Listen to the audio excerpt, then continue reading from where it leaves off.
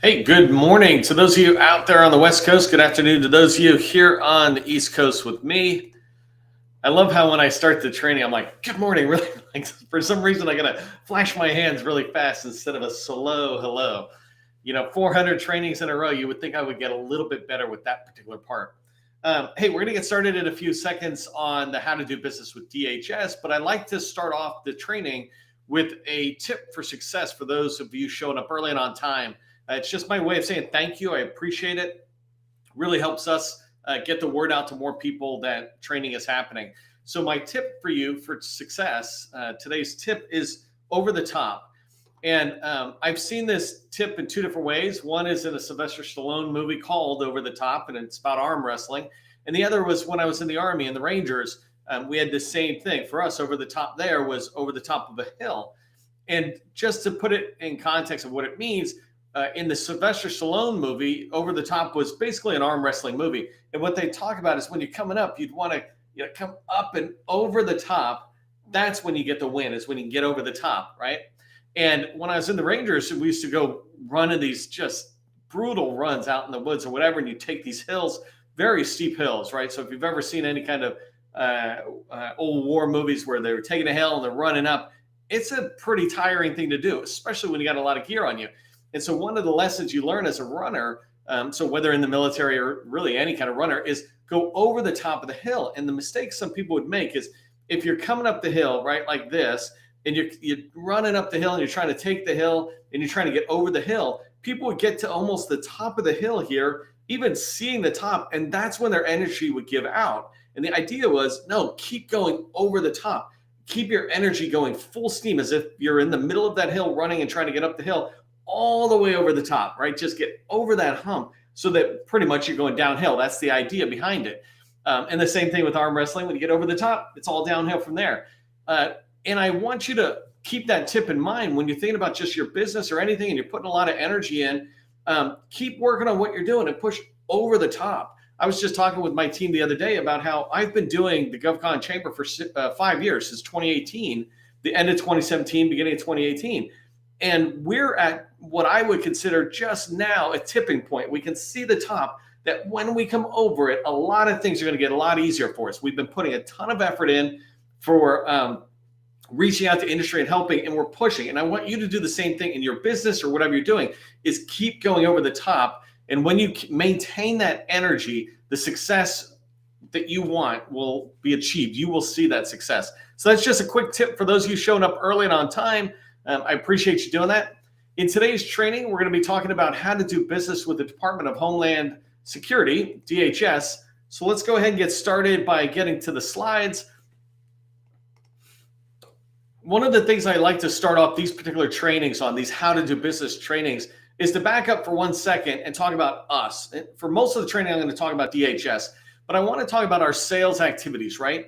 And in particular, what I'm going to teach to you today is a proactive, not a reactive approach to selling. And if you're looking at my screen, you see this first bullet. I say that blind responding to RFPs is not selling, it's reactive. And what I mean by this is going into sam.gov, seeing an RFP that dropped and responding to it. That's not selling, that's quoting, that's bidding, right? But there's no selling involved. You're just responding. I'm okay with people doing that occasionally. I don't have a particular problem with it. I just think you're not going to have as much success if that's your whole strategy.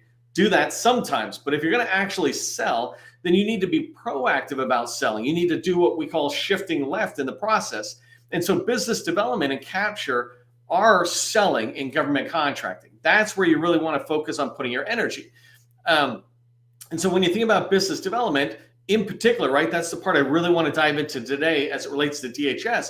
It's understanding your target agency, understanding DHS better than almost anybody in there.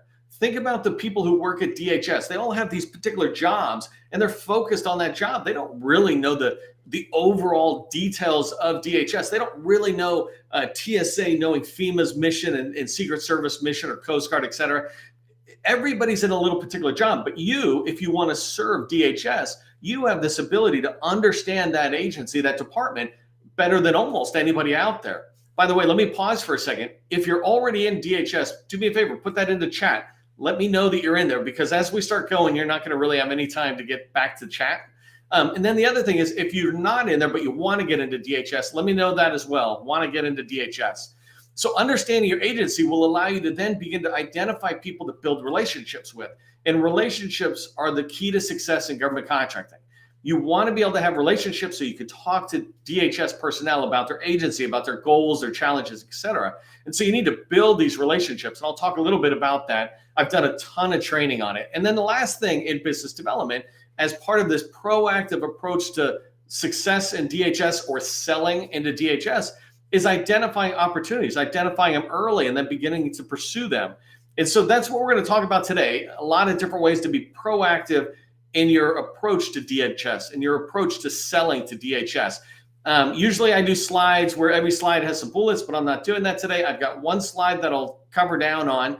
It's got 10 components of DHS that I want to, well, not components because that's their term, but 10 parts of DHS I want to talk to you about as it relates to selling into DHS.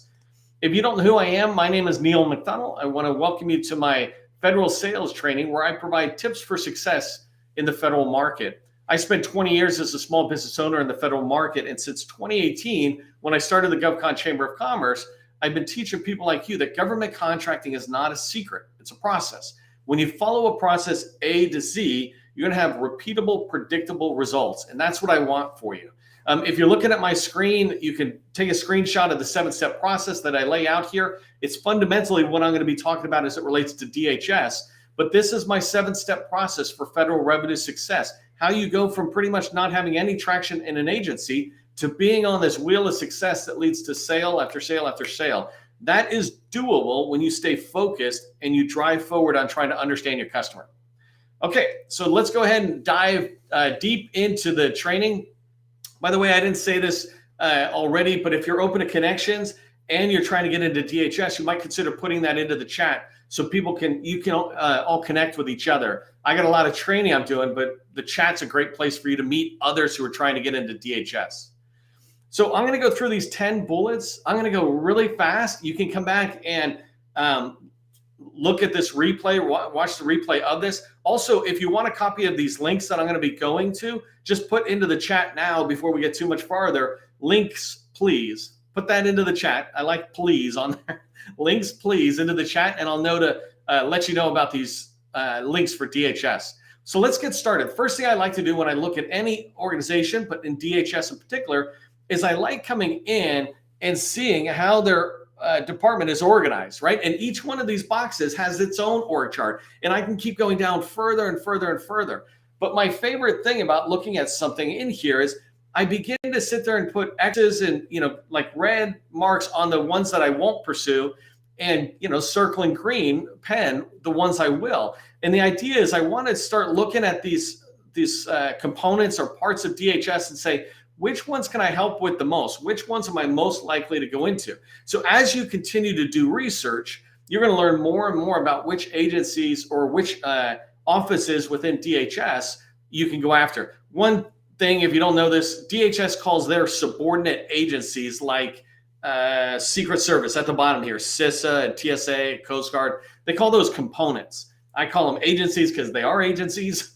But in DHS, you've got this mix of components/agencies and offices. And so you'll hear me use them back and forth. Management Directorate over here on the left is a big one to be, for me to be paying attention to.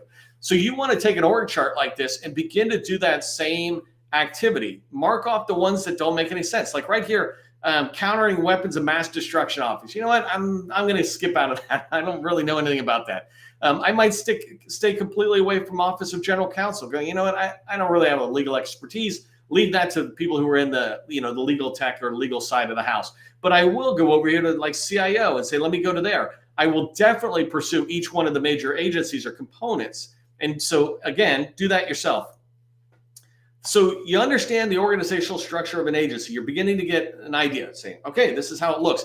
And by the way, I mean going further and further. I do this in the Air Force, and there's a major command within the Air Force, and it has over 100 different program offices or subordinate commands within it. I go that far down, and that's where you should be going down. It's not a lot of effort if you're trying to get millions of dollars out of DHS in contract dollars, right? Eventually, that's where you're trying to go if you're not there already.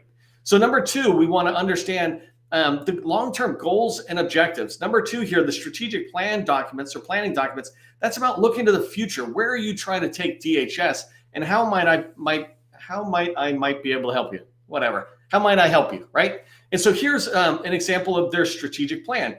One of the cool things about DHS is they have a ton of plans.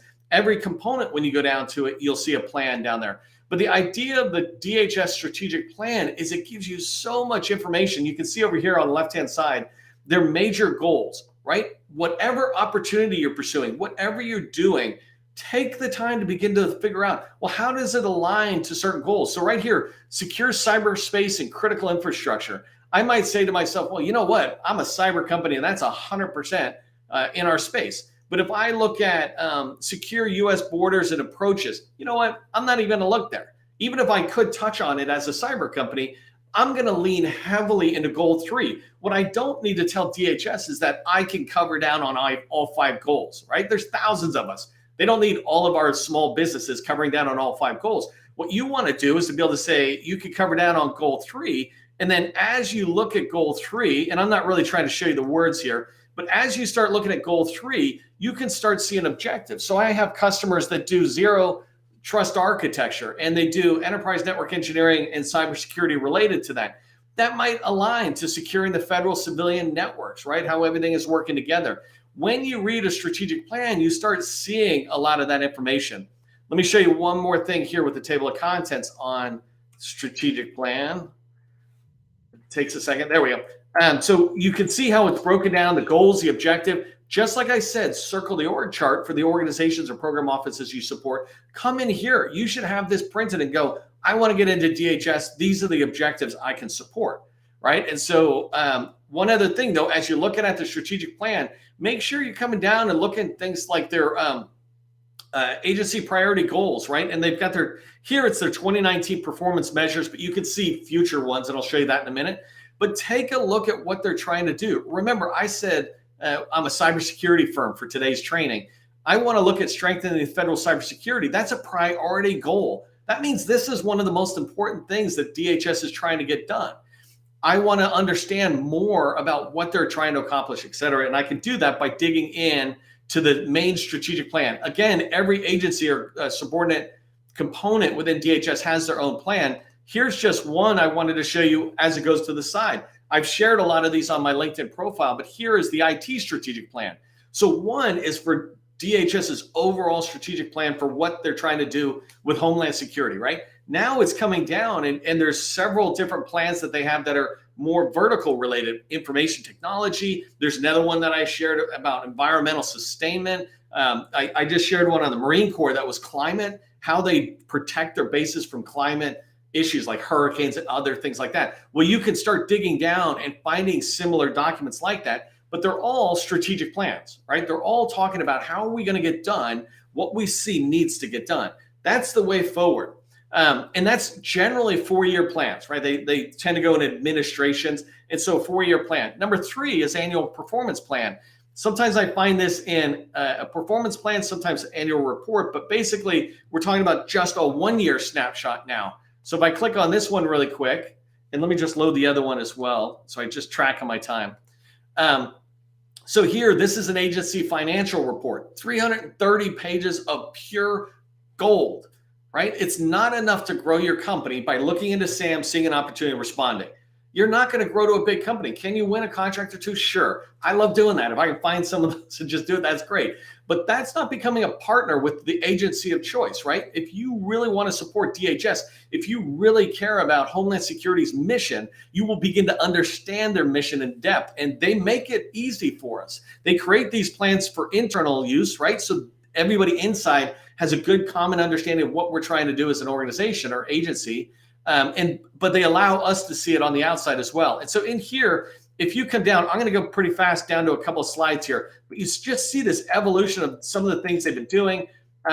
Here is just more stuff on reaching them. Where am I trying to get? Right here is where I was trying to get.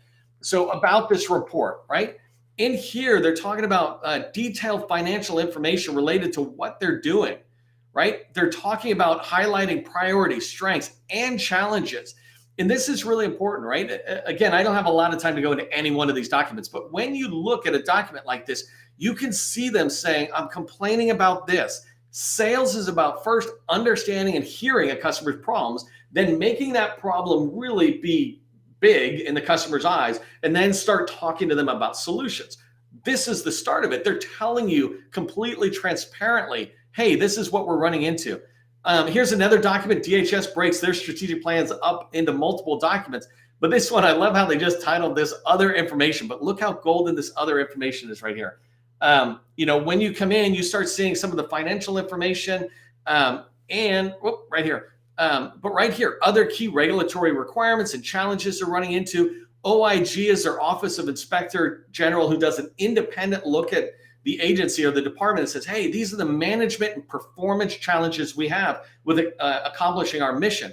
You want to come in here, take the time to look at it. I like to say again, if you're trying to get $1 million or 10 or $100 million out of DHS, could you not invest 10 or 20 or 40 hours to understand their documents? We all certainly seem to be spending that much time on LinkedIn or on Netflix. We can do it in DHS. Okay, I'm just cruising along. We're at number. So those are the forecasts, right? Those are understanding what do they do, the mission. It goes in much more depth, et cetera, around what they're trying to accomplish. Now going into 4, 5, 6, and 7, I want to talk about money. So number 4 is I always like looking back and going, okay, where have they spent money? And let's go ahead and take a look at this one. And let me close some of these little guys. So for me, my favorite place to go for looking at where government has spent money is to go to USA Spending. It pulls its data from FPDS, so it's the same data. FPDS is the actual source, but this is what we call a presentation-friendly application that they got. So first thing is, let me just make sure you see, I created a filter in USA Spending, and all I'm looking at is last fiscal year, 23. I am looking at contract types or award types that are just contracts. I don't want to see grants or anything else. I'm looking at awarding agency as DHS. I could have looked at it from a funding agency, but sometimes they fund stuff that's done by other people. So I'm looking for most likely what they're doing themselves. And then the last thing is I just want to see what did they award to small businesses out there. So let me zoom that back in. One of the first things I notice when I'm coming in, and you can come in and look at this in depth by following the link I'll give you, but I can see they've done 21,000, almost 22,000 contract action activities, et cetera, with small businesses in FY 2023. To put it in perspective, yesterday I did HUD and it was like 700. So when I look at the departments I'm trying to go into, I personally wouldn't go into HUD. I'd look to DHS and go, they have a lot more activity and a lot more spending. There's a lot more chance I can participate.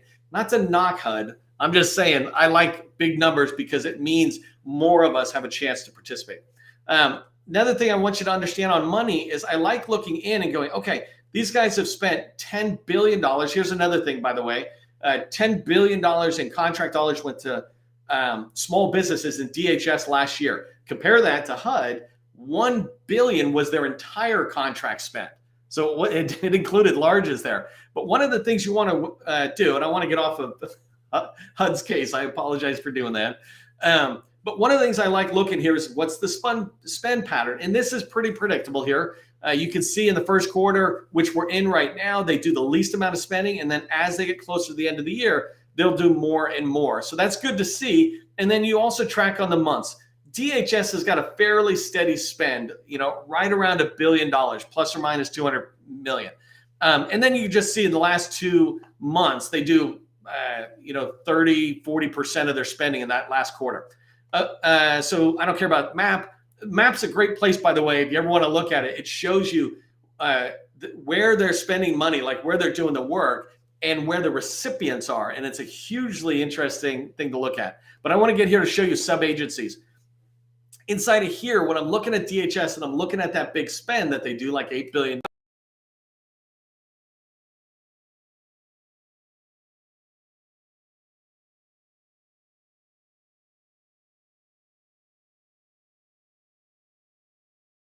is also the number one for 8A I did recently, but Coast Guard, and then it's headquarters. So OPO, or whatever that acronym is, right? OPO, that one is headquarters. And so when you start looking at this, you get an understanding where that spread is. But it's really interesting for me when I'm looking at DHS, especially when I'm trying to decide, where do I invest my energy? I had somebody contact me this morning asking me to train their junior business developers to get in and start doing stuff. Well, the first thing I would say is keep those people working on the top. Just let them be dedicated to CBP, dedicated to Coast Guard, and get in there. Okay, one more thing I wanted to just show you right here. I'm showing you spending by award. I mean, by agency. You can also look at the industry codes. I like just going to the NAICS codes, and you can see what are they spending money on from a very quick level. But the interesting thing is the top 2 are IT. For the other training I've done this week, the top 4 or 6 were IT or professional services. But you notice right away it jumps to security guard, patrol services. This makes a lot of sense because of DHS's mission. But this is a good way to see and begin to see where the spending is. You can use USA spending to dive even deeper on that. All right, so that's where they've spent. Now I want to look at where they think they're going to spend money. So the first place is in their budget. And I just want you to come in. This is not their full budget. This is actually just the summary. And so in here, you can go in and begin to learn about how they're spending. I just like coming down here. Really quickly, I can come into DHS and see a breakdown for each one of their component agencies and major offices. You want to do that same thing. And then each one of these agencies has its own budget documentation that you can go look at and dig further in. Like I said, this is 119 pages, but I could dig much, much further. If I was looking for cybersecurity, for example, and not those guys, but if I just look at cyber, let me jump down. I could start seeing where some of their funding priorities are, and so how they're funding not just DHS, but how they might be funding other agencies. You can do the same thing. It's a great way to go through budget documents because there are a lot of pages. If you go through it and do a Control F or however you do it on a Mac and search the document, you'll be able to see these major programs coming up. But keep in mind, the document I'm showing you here and that I'll send you, it's just a brief. There's entire document sets, and you should take the time to get to understand them, right? Because 80% of what's in them you won't look at. They're tables and other stuff, but there are pure gems within those documents that once you develop the skill on reviewing budget documents, you're off to the races. All right, and again, I'm moving super fast because we've got a short amount of time. DHS does a great job with their forecast tool. Here it is. You can come in and look at it. For the most part, what I like to do is just come back, and over here, I just clicked twice on forecast publish date, and I can see since the last time I looked at the forecast, has anything been added, or changed or whatever. So this is their published forecast. Actually, I need DHS to tell me, is this modified and created or just created new?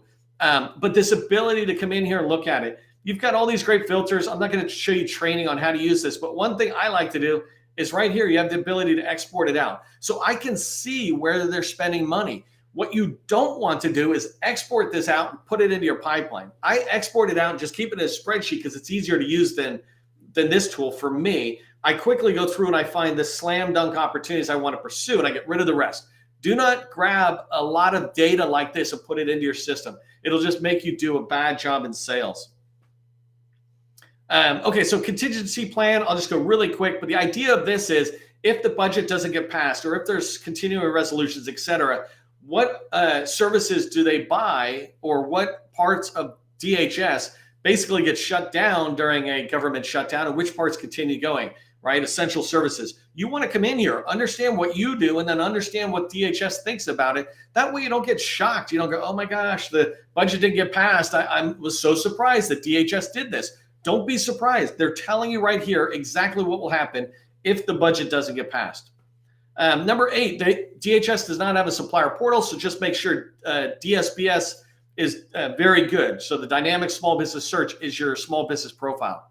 DHS does a great job letting us know who to call for each one of their agencies. And so here on this link, you can come in and you can check out the different people who are in here. So here's TSA as an example. There's Robert and Margaret. You've got a phone number, you've got an email. DHS encourages you to reach out to two people or two groups of people, these people, but also in that forecast, if I still have it, in the forecast, they're generally, and let me just click on one really quick. There are generally points of contact, like right here.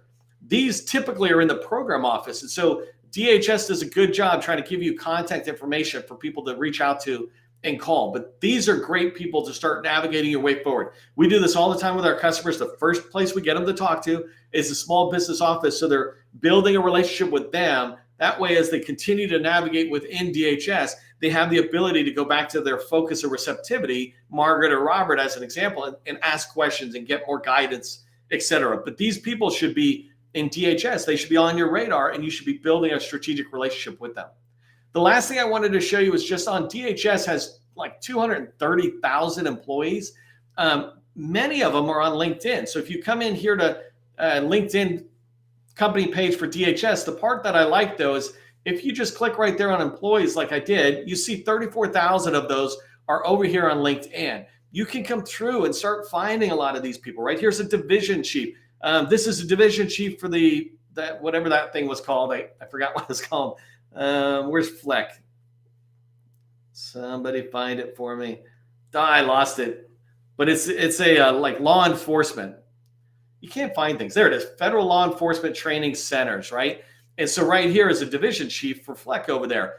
I don't know what it is, but I might take Michael's name. Now that I came into LinkedIn, I know who he is. I've discovered him. Let me go learn about him and decide, is it making sense for me to reach out and contact him? But this is awesome, right? When I hear people say I can't get into DHS or I can't find people, this is sales. Sales is about doing your research, building a list of 100 or 200 people out of DHS's 34,000 that might be good for relationships, right? Don't research these people a lot, a little teeny bit just to make sure you want to call them, and then reach out and schedule a meeting. When you do that from information like this, you'll really be able to get further within DHS and start building some success.